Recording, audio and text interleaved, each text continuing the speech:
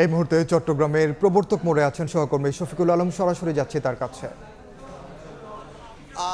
সকাল থেকেই কিন্তু গুড়ি বৃষ্টি হচ্ছে, কিন্তু 12টার পর থেকে মুষলধারে বৃষ্টিতে চট্টগ্রামের বেশ কিছু এলাকা কিন্তু পানির নিচে তলিয়ে গেছে। এই মুহূর্তে আমরা প্রবর্তক মোড় আছি, আপনার সেটি দেখানোর চেষ্টা করছি মানুষের আসলে কীরকম দুর্ভোগ।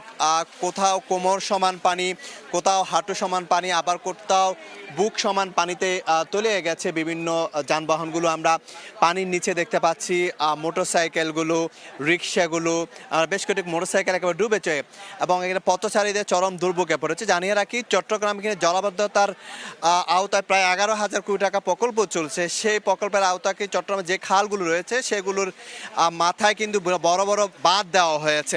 আবার কাজের কারণে সে বাঁধগুলো অপসারণ না করা, কিন্তু হঠাৎ করে এরকম বৃষ্টিতে কিন্তু বেশ কিছু এলাকা, নিচু এলাকা তলিয়ে গেছে। বিশেষ করে এই যে প্রবর্তক মোড়, মুরাদপুর, চকবাজার, আগারগাঁও সহ বিভিন্ন এলাকা।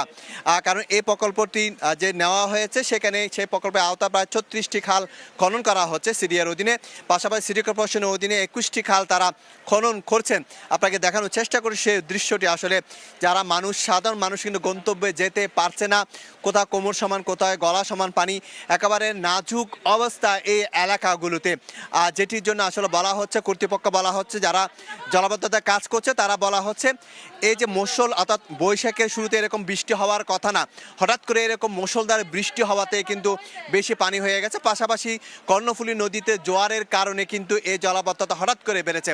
তারা বলছেন বর্ষার আরও সময় আছে, সেই বর্ষার সময় এরকম জলাবদ্ধতা হয়, কিন্তু এরকম মুষলধারে হঠাৎ করে বৃষ্টি হওয়াতে কালবৈশাখীর এই সময় এই জলাবদ্ধতাগুলো সৃষ্টি হয়েছে।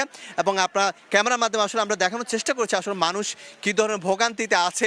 কোথাও গলা সমান, কোথাও হাঁটু সমান, বা পায়ে জোতা এবং কাঁধে নিয়ে কিন্তু তারা কিন্তু যাচ্ছেন। কিছুক্ষণ আমরা যখন দেখেছিলাম স্কুল ছুটি হয়েছিল, তখন কিন্তু কাঁধে নিয়ে শিক্ষার্থীদের কাঁধে নিয়ে তার অভিভাবকরা, মা বাবারা কিন্তু স্কুল থেকে বাড়ি ফেরতে আমরা দেখেছি। সেই দৃশ্যটি এখন দেখা যাচ্ছে। এটি হচ্ছে চট্টগ্রামের প্রবর্তক মোড় এলাকায়। ঠিক একই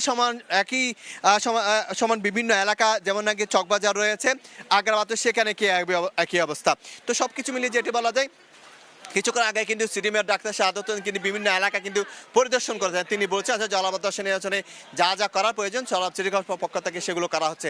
তো এই ছিল আমার কাছে সর্বশেষ তথ্য। সরাসরি যুক্ত ছিলাম চট্টগ্রামে।